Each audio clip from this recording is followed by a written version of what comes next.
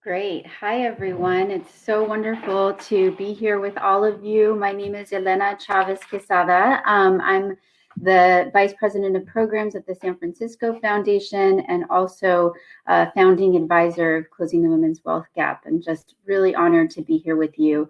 And actually think this is the perfect place to start our conversation about reimagining philanthropy for gender and racial justice because I think it's no secret that the very existence of philanthropy is really rooted in wealth accumulation and anti-Blackness. So we are going to direct in this conversation. We have some incredible speakers that I'm eager to learn from, and just wanted to set the stage briefly by saying, you know, my journey into philanthropy is still so strange to me. It's so strange that 10 years later I'm still in this sector when I thought 10 years ago this would be the last place I'd want to be, honestly. And the reason why was because I experienced the power dynamics. I saw it firsthand as someone kind of working with funders, and I thought this is not a place where I want to be because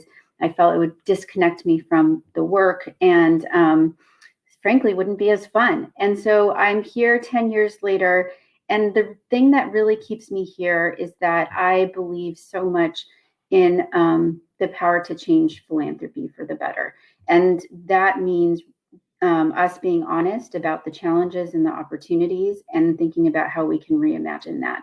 So we're going to be plain spoken today and want to also ground us in the contradiction of philanthropy itself. I just alluded to that. You know, we exist in philanthropy based on wealth accumulation. And I just want to read a quote from Justice Funders that you all will hear directly from Dana of Justice Funders in a minute. But they say, like all other forms of wealth in the United States, philanthropic wealth can be directly traced back to industries that relied on economic practices of extraction and exploitation, such as the theft of indigenous land and genocide of indigenous people, the kidnapping and enslavement of millions of African people, the systemic undervaluing of women's work, and the destruction of natural systems and the web of life. So this is our starting point. And it's a difficult one, and it's one that I think we cannot shy away from. And this impacts the way organizations, leaders, programs have been funded and continue to be funded. We know that less than 8% of philanthropic support goes towards investing in communities of color. And it's often women and people of color that really bear the burden of proving that they are worthy of these investments. And that's a status quo that's just unacceptable. And so I'm here with some incredible leaders today. We have Dana from Justice Funders, Tamika from Grantmakers for Southern Progress, and Alexandra from the Imperative Fund. Also just want to recognize, we're hoping to have Pia Infante from the Whitman Institute, and she's unable to make it because of some storms and internet issues. So we'll miss her, but we're going to channel her today. And I think we are all really trying to live into the principles that the Whitman Institute has championed for years around trust-based philanthropy. So we're going to be talking about transforming power and privilege in philanthropy, and start with what do we need to understand and reckon with in terms of the history of philanthropy and the wealth accumulation and power that philanthropists hold. And so I've talked a little bit about this and grounded us in the Justice Funders statement about kind of our history. But Tamika, I'd like to start with you, and thank you so much for being here. And just want to ask you, how does this history that we've just described ring true, particularly in the South? Yeah, I mean, honestly, many of you know the South is a bedrock for a lot of things to be tested and tried out across the country. And, our communities, as you mentioned before, has historically been underinvested into. Philanthropy has played a part in that, even in how they support Black-led movement organizations, Black leadership within philanthropy. All of that has played a factor in what you're seeing in that way. We have ISP has done a really good job of trying to really touch base with funders about really understanding how systemic racism impacts all of the systems and how people are interact and able to move and build capacity to do this work. We have historically seen Black leaders burn out because they have not had the capacity to do the work, but have gotten the work done, have put themselves in a position where they knew that if they did not do this work, that their communities will ultimately suffer. And so that meant working beyond your capacity, working beyond the resources that you had available to do the work.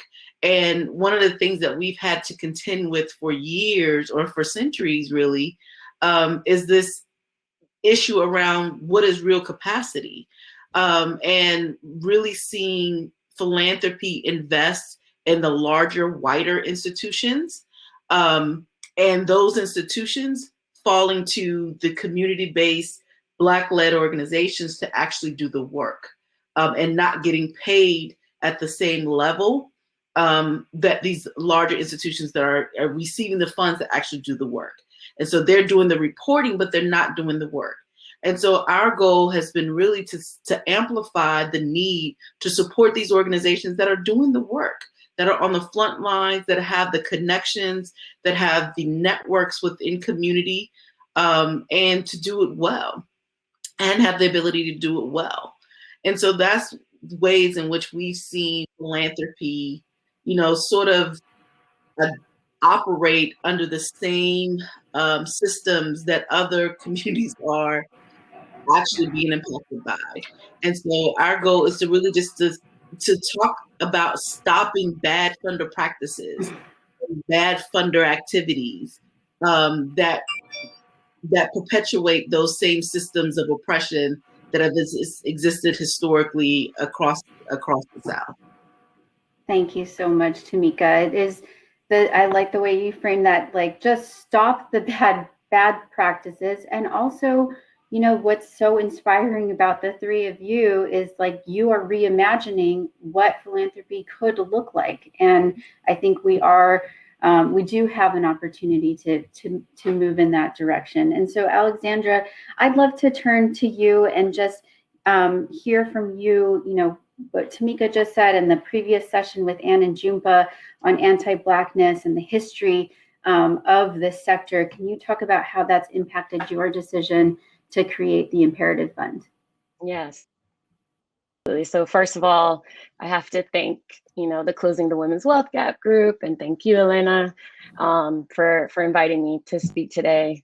And I do want to give a shout out to Ann and Jhumpa at the Insight Center, because in many ways, part of their work is part of the inspiration that led us to creating the Imperative. So I just want to thank them, and I hope that you all got a great education in that last session. I was almost about to type amen. And so one of the things that we didn't get to talk about, I think, in that last session about centering Blackness is really understanding the role that capital has played in maintaining and putting parameters around anti-Black racism. So as a reminder for people, in this country, in the Caribbean, in Brazil, there was a time when a Black person was the most valuable asset you could own, more than a house. Owning a Black person was the most valuable asset that you could have. And that was the capital that you leveraged to do other things. And so, when I think about the history of philanthropy, the relationship to capital, what pushed myself and my co-founder, Ade Oguntoye, to create the Imperative is that we have hundreds and hundreds of years of capital being used to maintain anti-Black racism. And so we need to identify a source of capital that we can use to start doing the work to undo anti-Black racism, right? Like that, there's no way to get around this, in my opinion. There's no way to get around this issue without addressing the fact that capital is the key tool. And so we want to begin the work of transforming that by building a permanent fund. We are talking about $1 billion fund that is dedicated to the wealth, health, and connectedness of Black people. And the reason we chose those 3 areas, those are our program areas, if you will. And we chose those 3 areas because we see them kind of as circular, right? That they feed into like how capital has worked to keep us in a place of subjugation, keep Black people, Black bodies in a place of subjugation. Wealth is used, we have generations and generations of wealth extraction, right? From Black people, from their labor, their land, their bodies, right? That leads to poor health in Black communities because we're constantly fighting against an economic system that only wants to extract from Black people. And so we have health complications because of that, not just physical health, but our spiritual health, our mental health, and even our ability to connect with others, right? Because our health is in jeopardy, we disconnect. We disconnect from ourselves and we disconnect from others. And that's how our communities are so easily disjointed, right? If you think about the strategy that was used when the colonizers arrived in West Africa and wanted to steal Black bodies to bring them over for labor, the strategy that they used was a divide and conquer strategy. They pit tribes against each other so that we would willingly give up the other, right? And so these 3 things, our wealth, our health, and our connectedness, are continuously feeding into each other, but in a way that is not in the interest of the well-being of Black people. And so we are trying to kind of like spin the circle in a different direction. And we actually do believe that philanthropy is the right way to go about trying to do that. We purposely did not design just an investment fund to invest in Black businesses only, because I don't believe that that is a solution. You can have Black businesses and the community around those Black businesses still struggle. It's not working, right? And so we think that philanthropy, because of the room that it has, right, through investments, through PRIs, through MRIs, and then at the same time, the room that it has as a charity, right, to do programmatic work and to invest in programmatic work, we believe that that is the way that we can change change the way we operate. And hopefully we're changing the way that we operate, not just in the economy, but in society. Thank you so much, Alexandra. It makes me miss other panels that we've done together, just feeling your energy and your boldness. It's just, it's amazing. And the translating of, the harshness of the history and being real about that and not sugarcoating anything, and also the boldness and the power of what you're doing with the Imperative Fund. So Dana, I am a huge Justice Funders fan and have really learned so much from you all over the years, and just excited to bring you into the conversation. Would love for you to talk, first, what is the obligation from your perspective of philanthropists to address these historical and continuing inequities that we've been describing today? Yes, thank you. And hello, everyone. Well, just to build off of Alexandra's powerful vision, I think it really is incumbent upon us to transform our underlying approach about capital in terms of an approach that really centers the belief that individuals and institutions have the right to endlessly accumulate capital, and that they can make the decisions about how that capital can be used for public good.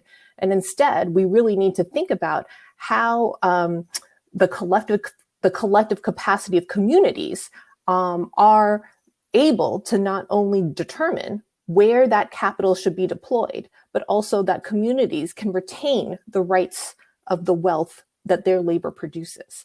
And so the corresponding imagination then for us in philanthropy is to then also think about how do we transform our underlying approach in philanthropy away from an approach where foundations maintain power and have the ability to accumulate wealth in perpetuity by really maximizing their return on investments in a market economy, and instead thinking about, well, how actually can this wealth be deployed to support new economic systems that transfer the management and control of these assets into community. So at an investment level, that might mean that foundations have to divest from corporations that exploit their workforce, that contribute to the ecological degradation, that exacerbate wealth inequality, and instead reinvest in worker cooperatives, in social bonds, in community. At a grant making level, this might mean that we need to discontinue grants to things like reform measures, for instance, when dealing with the police, and instead thinking about how we can build the systems to care for each other in community. In our operations, that might mean that we spend less time on due diligence, which, as a nod to Pia and the Whitman Institute, is really about fear and distrust of grantees, and instead focus more on how we build relationships with grantees and movements in the broader community, as Tamika talked about earlier. And Elaine, if I could, before, just to add on to what Dana is saying, I think Dana and Alexandria, for that matter, in order for philanthropy to even get to that point, there first has to be an acknowledgement of their role in perpetuating these systems of oppression. There has to be an internal look at what their systems are and what their operations are that put communities that are putting communities in this position. And so I think I just wanted to highlight that, because I think a lot of foundations feel as long as they're changing their strategies that they've done the atonement, and you can't. You have to acknowledge the harm and acknowledge how you played into that system first, so that this becomes an organizational, institutional change, and not just change based on the staff members that you have present. Thank you. I'm curious, Alexandra, do you want to chime in on that? The importance of addressing the harm before you can move forward. What is your take on that? I think, I think that is important. I would say, if I could be honest, I don't know that existing philanthropy has a full capacity to do that, to dig in the ways that they would need to. And also for them to be truthful about what would that mean about how they operate moving forward. The reason why Ade and I both worked in philanthropy, and our very, very first conversation when we met was about the challenges that Black-led organizations are facing, but the challenges that Black people within philanthropy face as well. And we very, very quickly came to the conclusion that what we need can't be done within existing philanthropy, because existing philanthropy has existing priorities, existing obligation, and an existing history that is built on the same exploitation that we're trying to address. That's why we have to create a new thing. And so that's why Ade and I are really pushing that we need to create a new philanthropy that isn't so deeply entwined in some of the problematic issues that are reinforcing, structural racism and anti-Black racism. We need a new thing. We need to choose to invest in a new thing, and to believe that investing in a new thing that is going to center Black people is actually a valuable investment. I was in the last thing I'll say quickly about this is I was in a venture philanthropy conversation last week. And we talked about, the inherent risk, or what is perceived as the risk of investing in Black-led organizations and Black businesses. And what I was saying is that in traditional philanthropy, and I think in traditional investment models, the Black part is the risk. And we are pushing to say, no, the Black part is the value. That's where you're going to find value, investing in that. That's how you found value all this time when you wanted to steal it. So now let's see what happens when you actually nurture it and allow it to grow, and how does that transform society? So, you know, I would say that, yes, philanthropy has some internal work to do, but I would say to Black leaders and organizations led by people of color that if we wait for that, we will be waiting forever. Alexandria, I agree wholeheartedly. And I feel like we have to create, you're right, we have to create those streams. But I also feel like at some point we also have to hold them still accountable, because if not, while we're creating creating the spaces that we need to be in that's going to center Blackness, that they're still going to be creating spaces of harm in community. So I agree with you, but I feel like it has to be both and. Yeah, and I mean, I think raising this concept of risk is a really important one. I can imagine Pia jumping in here and just thinking about risk to whom, like, and what is the risk of not making this particular investment? I've been thinking a lot about how we kind of reframe that question of risk, which is one that we often go to. You know, Dana, I'm wondering, I think, you know, we're acknowledging some of the entrenched history here that makes it hard and not, I mean, seemingly impossible, right? To really do a true atonement and acknowledgement. But given that we are here and given that we have these institutions, some of whom are willing to really dig in and do some of the work to at least move forward, what would be some of your advice about how to both acknowledge the history in a way that is whole and real and authentic, but also how do we shift our practices moving forward? And I know you've started to talk about that. Yeah, thank you. Well, embracing Tamika's point about the both and, right? We have to simultaneously hospice our old systems, and to Alexandra's point, simultaneously build new ones. And so in that kind of middle place where perhaps we might be right now, Justice Funders has drawn inspiration from our movement partners at Movement Generation and Climate Justice Alliance, who call for a just transition, right? Away from our extractive economy into a regenerative economy. And within that, right, have a center of values that really honors being able to have social and ecological regeneration at the center of the new systems we build. And so how we do that is really recognizing that some of the practices we need to embody, we need to start practicing, right, are about the cultural change practices that deal with conflict literacy, right? So in philanthropy, we really are conflict avoidant. And what happens, especially I think across the sector, as folks even start getting into questions about equity and what it would look like if we were more diverse or more inclusive, is that folks recognize that anytime we confront a status quo system, regardless of what it is, we get into conflict, and then people get scared and back away.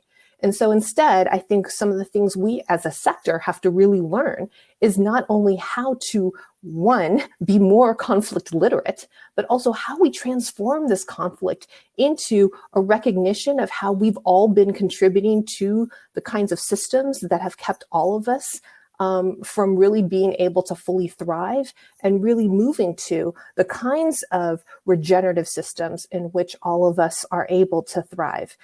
So I think to Alexandra's point, in terms of thinking about how we build the new, the work also, I think, for philanthropy right now is how we invest all these resources that we have. And instead of thinking about the risk for the future, look at the torrential rain hitting Texas right now, look at the kind of climate emergency that's happening worldwide, and deploy those resources now to build these new systems so that all of us can start moving towards those new systems, that new world that we all so desperately need.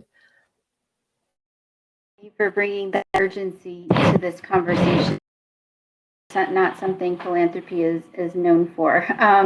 So I would like to just ask you all to talk about, in any particular order, just where you see the intersection of gender and racial equity playing out in philanthropy, and how we talked about the history, but as we think about either building anew or rectifying and working within our institutions, whether we're women of color within our institutions or not.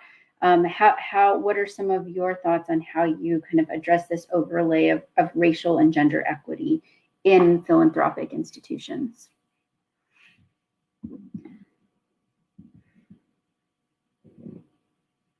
I can start.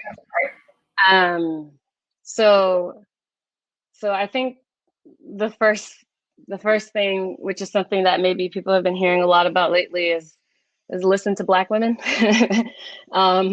So you know, me proposing this idea within existing philanthropy, you know, I've already been dogged out, disrespected, and chewed up for this. And yet I still stand. What do you know? Maybe I'm a Black woman. I don't know.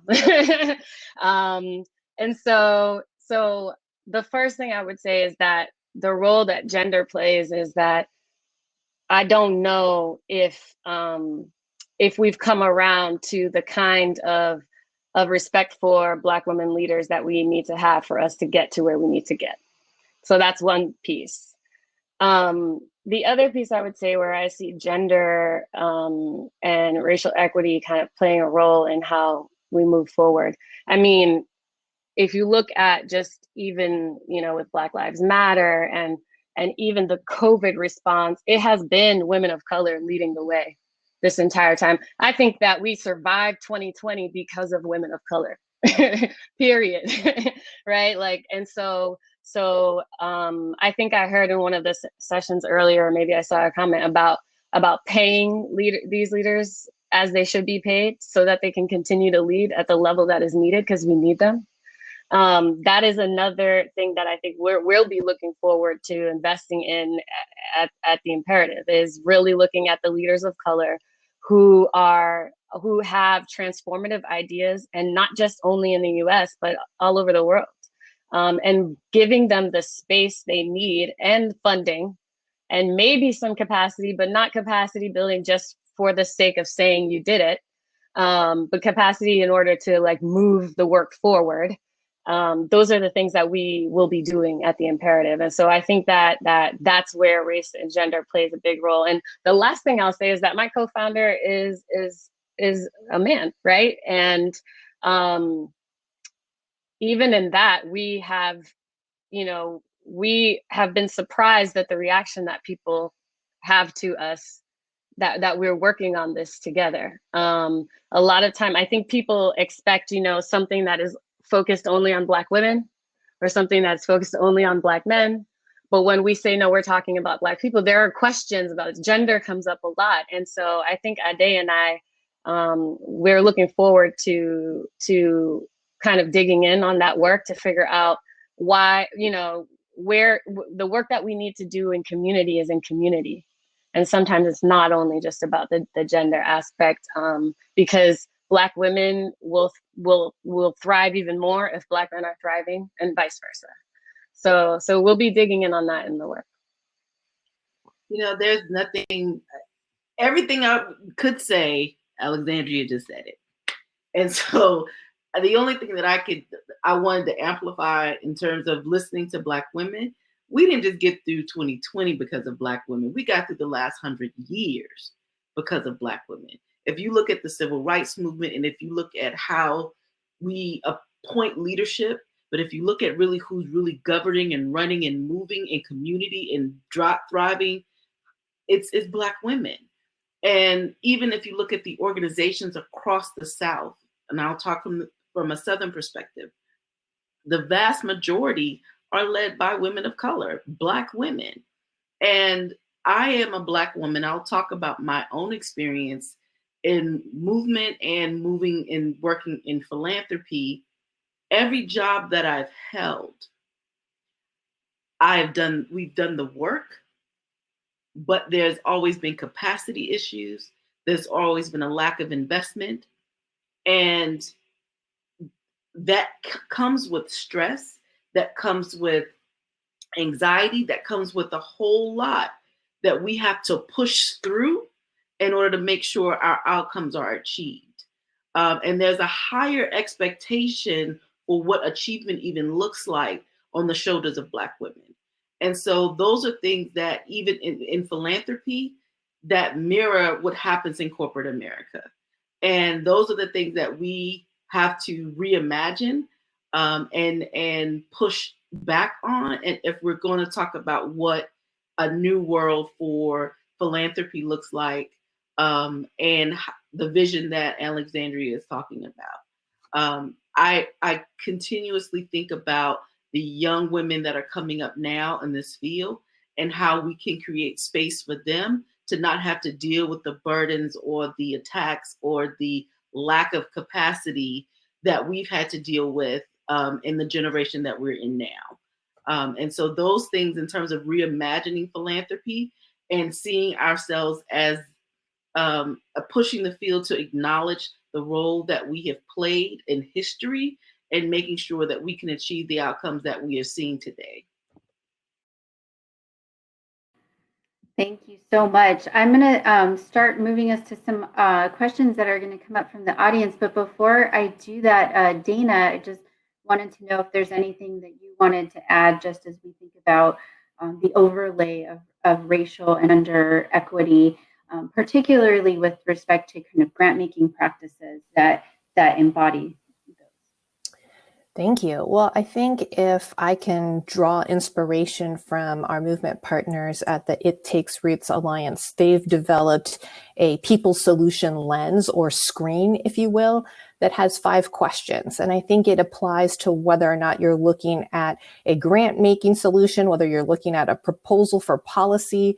So the first is, who's telling the story, right? Is the narrative being told by the folks who are most impacted by whatever the situation is? Who's making the decisions? Are the people who are, again, most impacted by whatever is happening, the ones who are able to make the decisions about what happens for their lives? Who's benefiting and how, right? So again, speaking back to, I think, Tamika's earlier example about how traditionally scale is seen as being able to have good reporting, these mechanisms in place, yet who's doing the work on the ground? So who's benefiting and how? What else will this impact? So I think, again, philanthropy likes to work in silos, whether that be identity, program, issue, or geography, but people's lives are intersectional. And so when we think about the really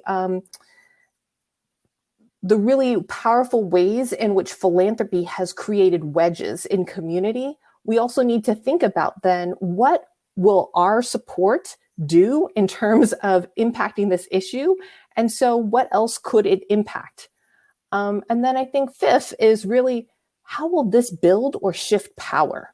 So again, I think hearing the powerful examples from Alexandra and Tamika about how will this build or shift power for Black communities is a core question that philanthropy should lead with. I think often we ask questions like, what do we need to do, right? Need being a axiom of privilege. And instead, if we asked ourselves, what is necessary for justice or what is necessary for Black liberation, we would get a whole different set of answers than if we asked ourselves, what should we do? So I guess I just offer as, a screen for all of us, the ones that our colleagues in movement have come up. They're called the People's Solutions. So much.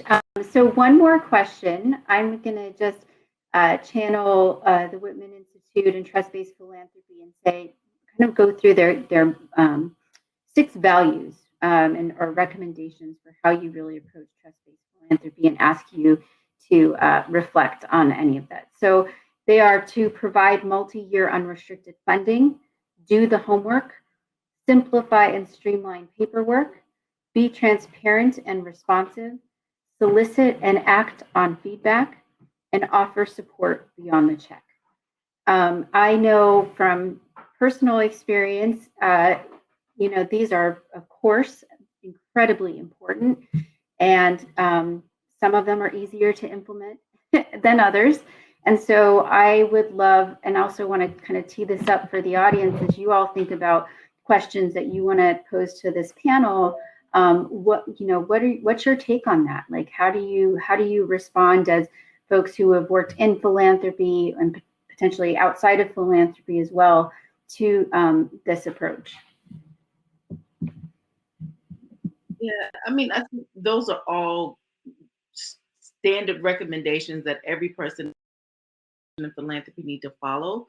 But the only one that I would also lift up that I didn't quite hear, I may have just heard it differently, is also the importance of working with, partnering with your grantees, like changing your relationship from a transactional relationship to a transformational relationship. And so that you're working, you know, Dana mentioned earlier how philanthropy loves to work in silos.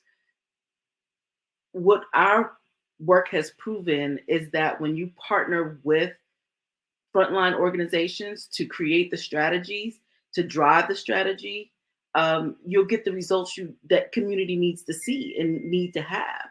And so that's the only other thing that I reflect as I hear the recommendations you've listed, is the importance of engaging and working directly with frontline organizations, movement organizations, and allowing them to sort of help you guide you in creating the strategies that are going to work.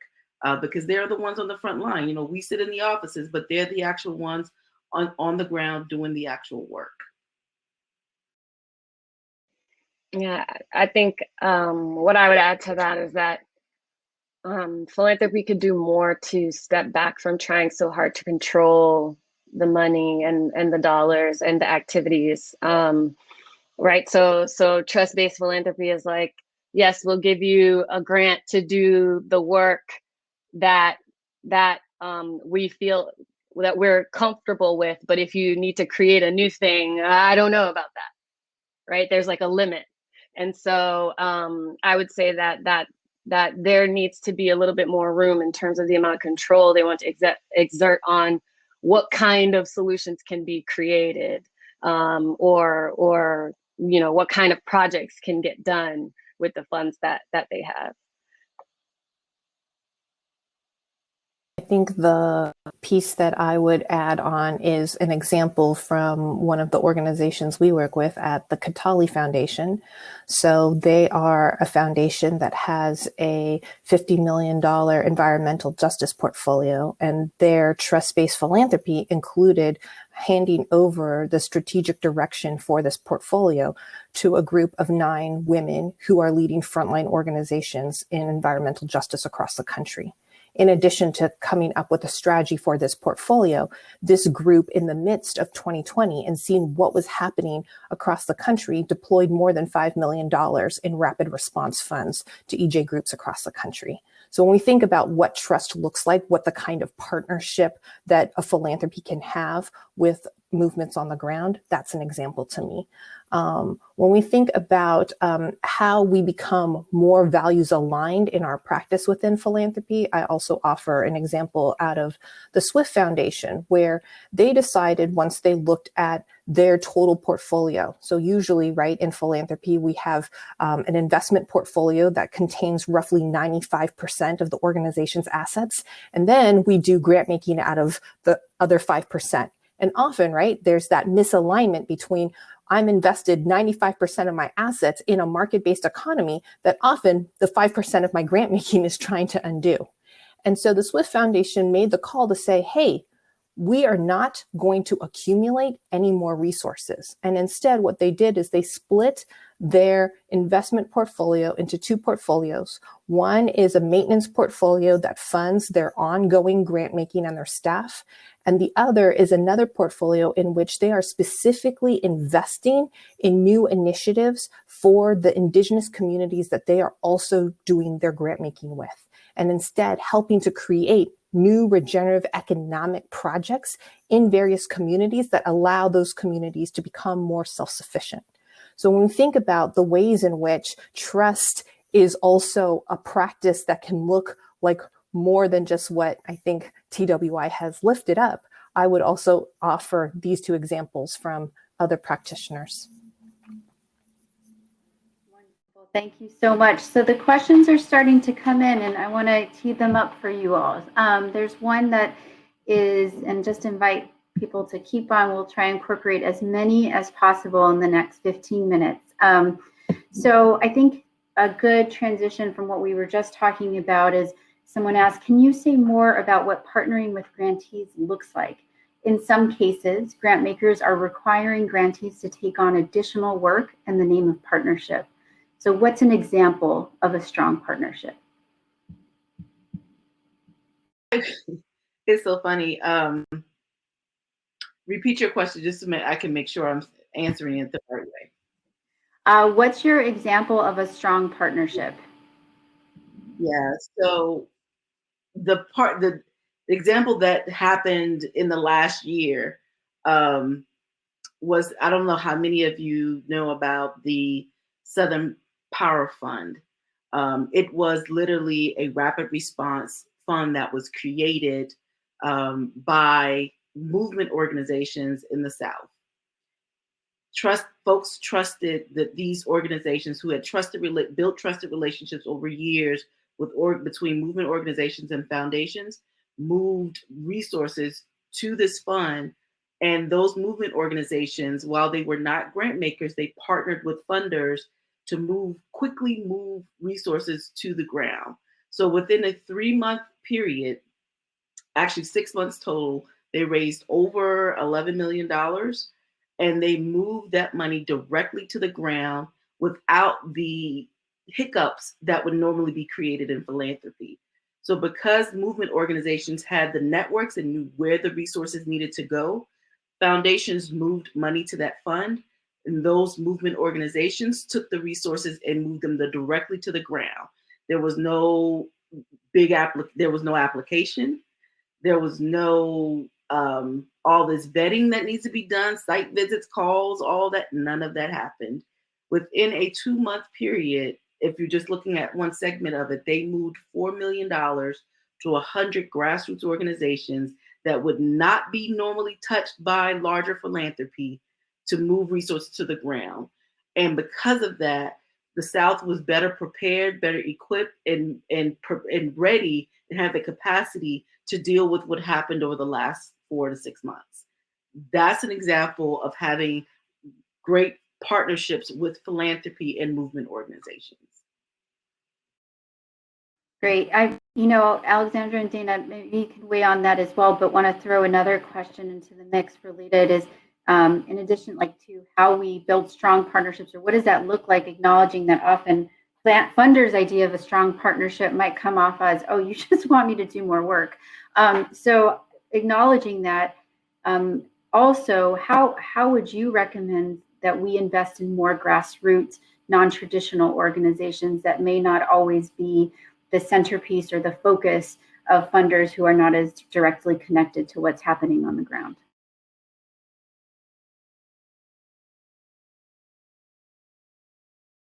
And Dana and Alexandra, I'll talk. Yeah. Dana and Alexandra, I'm upstate. I got lost because of the 2 questions, so I'm trying to get my mind back. But the first thing that I would say is that that with the imperative, we are going to be trying somewhat of a new model that we are calling Black Space. One of the issues, when we talk to leaders in the field, is having space and time to actually create the things that they know need to be created. They know in their minds that there's an issue over here, but they are so steeped in all the work here that they can't get there. And so what we're calling Black Space is actually funding leaders to come together, to ideate, to think big, to come up with ideas, and then even to go as far as funding those ideas. So that, I think, is a way to partner with but you also have to, I do think that even we will be probably innovating on how we do the dance of not necessarily drawing people in to do extra work, right? And figuring out how to ensure that it's a space that's of value to the leader as much as it will be to the field and to society. So that's one area that I think partnerships are key.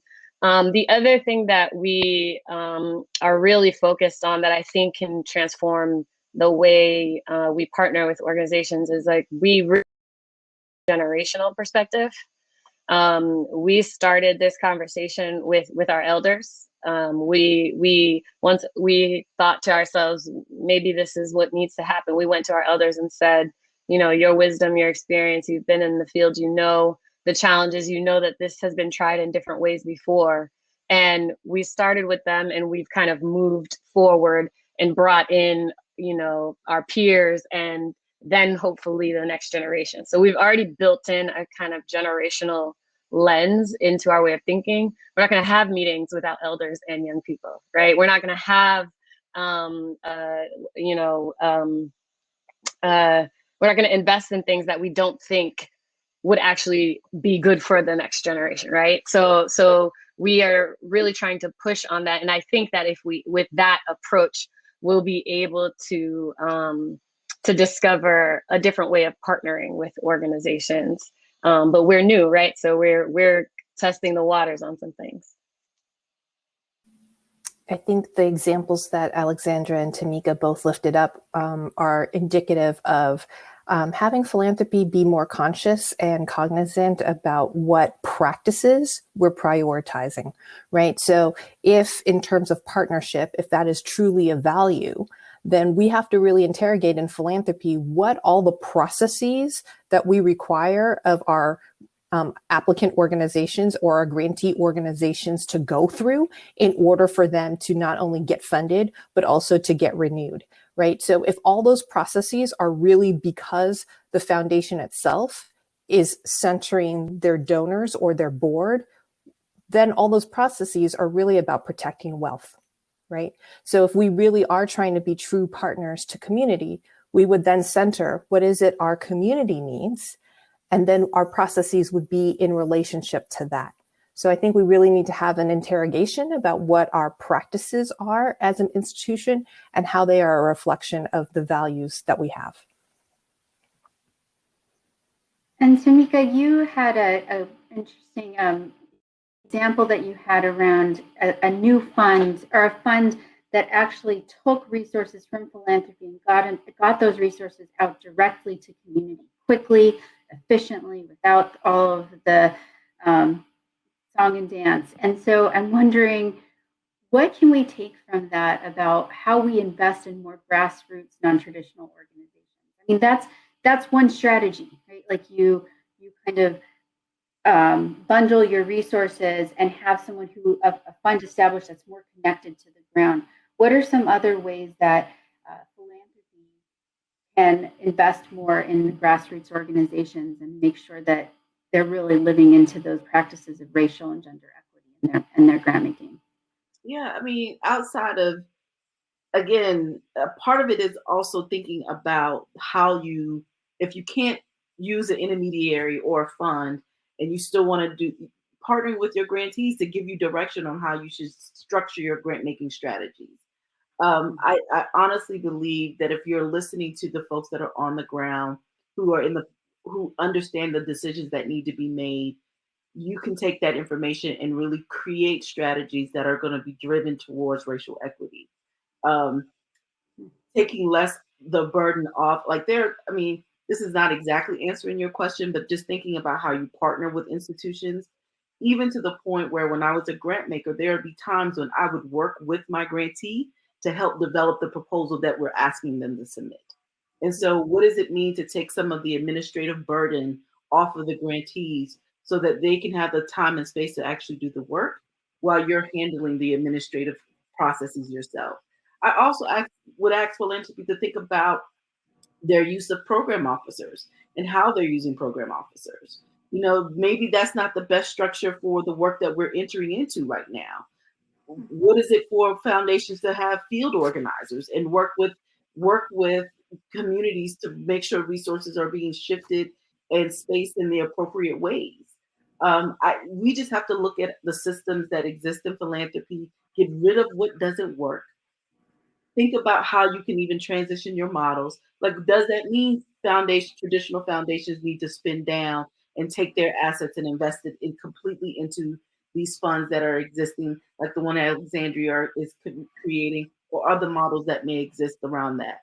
So we just have to think about, but that also means people being comfortable with not continuing to exist in the way that they always have. People are really comfortable and like their institutions. They like the work that they do. And that means sometimes that you continue to perpetuate systems that are not working. So those are things that I would lift up as ways that people can radically think about, or radically imagine how philanthropy can exist in a new way. Awesome, thank you. Made me think about the previous session and Dominique's framing that, it might be uncomfortable sometimes, and that's probably a good thing. So I wanted to just channel kind of one last question to all of you as we get ready to wrap up, and bundle a couple. So it sounds like from Dominique, thank you for fielding these questions. The audience is thinking about, like, how do we amplify this conversation about philanthropy inside and outside of the sector itself, and how do we get people talking about it? And kind of nestled in that, I'm going to add that, someone noted the 5%, 95% conflict, Dana, that you mentioned is a big issue. And so why is it so hard to get people to talk about it? So I think the question is really like, what is your best thinking about how we start having this kind of honest, straightforward dialogue about philanthropy and reimagining and atoning and looking forward? What's your best thinking on how to do that?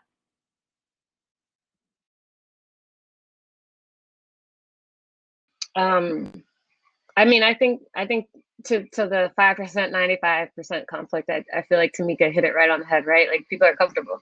Like, obviously the system is working for somebody, right? And so trying to dismantle that, challenges whoever that somebody is, their perhaps entitlement to accumulate all that wealth and keep the structure. So I think the challenge to amplifying this conversation, and the challenge to this 95 versus 5% rule, is just about, making sure that we're having the full conversation when it comes to racial justice and equity. Like, we need to go deeper than what we have. One of the examples that I give is, like, a lot of people think that, you've done the equity work if you have an equity lens. And I try to remind people, like, no, the equity work happened if the group that needed it most got what they needed, right? That's when the equity happened, not just applying a lens to, like, a program. And so I think that's how we will get to changing the status quo, is pushing people to say, okay, if we want to do real racial justice work, and we know, I believe that we are getting all the signs of the times that the climate cannot sustain its with the patterns that we have created, that our conditions, our human health cannot sustain itself with the patterns that we have created. And even our relationships to each other, as we become a more global society, there's a lot more tension and problems, global conflict, right? And so we know, I think that we're getting all the signs that the status quo is no longer able to contain like our growth as humans, as people in society. And so we have to be willing to have the hard conversations so we can start doing new things. I'm all about, if there are some foundations I want to spend down and hand that money over to POC-led funds, I'm all about it. Thanks. Dana, Tamika, what are your thoughts on how we kind of amplify this message where we overlay racial and gender equity and challenging philanthropy to look back and embody that moving forward? Well, I think for those of us who are situated in multiple perches and multiple spaces, right, it's incumbent upon us to have the same message, no matter what perch we're sitting on or who the audience is. And so what I mean by that is, specifically for philanthropy, we have traditionally had a suicidal viewpoint that somehow philanthropy is good, right? No, philanthropy is actually possible because of capitalism, because of wealth inequality. So if we really are about interrogating the fact that capitalism will not save us, and the fact that actually these foundations are a product of inequity, then it allows us to have a more nuanced conversation then about how some of the legacy conversations that were initially a way that the field began as a 100-year experiment that we're now in, and we can honestly say it's not working, right? So what might we need to do in terms of both reframing how we think of legacy, about making the biggest impact we can now instead of thinking that we need to exist in perpetuity, about who really is the risk, or what is the risk when we make these grants or when we invest in new initiatives. When we think about what the purpose of this capital is and who has the right to control it, I think that we would get different answers if we actually moved out of feeling like we needed to continue the current system that we're in. And so if we really then, from whatever perch we're in, put different kinds of expectations on philanthropy as not just, oh, it's so good that you're supporting that, to know how else are you going to do X, Y, and Z, right? We would actually then put a higher level of onus back on our philanthropic institutions to do something different. I would also add to that, amen. And what I would also add to that is, we are people within institutions. People make up institutions. And I feel really strongly that we all have to think of ourselves as organizers, and we have to push our institutions to do what's required for this work. I cannot tell you the number of people that I've heard, that I've talked to in positions of management, also in positions of leadership within foundations, that have said, I can't get my board to move that way. That language, we have to work against it. So how do I use my sphere of influence where I sit to push people to have this conversation? How do I partner with other entities or other foundations or other PSOs like GSP or others to say, how do I build up my expertise and my knowledge to push people, push my board, push executive staff to begin having these conversations within our institutions? Because that's the only way, while that may sound simple and harder to execute, that's the only way that we're going to begin to start having these conversations. It has to start somewhere. Well, what an amazing discussion. And just, Tamika, you kind of closing us off with people being the agents of change here and within our institutions and challenging us to do more. Honestly, it's inspiring, because I think we can all acknowledge that we're in a moment of lots of transition with the global pandemic, with discussions about race that had not been there before, and a reckoning that was not there before, and going back to normal is not good enough, because normal was pretty bad, actually. So I think this gives me a lot of hope for how we can reimagine our sector of philanthropy, and how we can better partner with community to center gender and racial equity. So thank you so much to each of you. It's always inspiring to hear from you. I feel really honored to be part of this discussion today, and want to just thank everyone for listening, for participating. We're going to have a 15-minute break right now, and so please relax, shop. We've got DJ Empress Raw continuing to be there, and so we want to ask you to please come back to the main stage at 4:15 Eastern Time, so 1:15 Pacific, and then we're going to have a conversation then about moving to action. So thank you all so much for being here, and especially thank you to the panelists, Alexandra, Dana, Tamika, for the conversation today.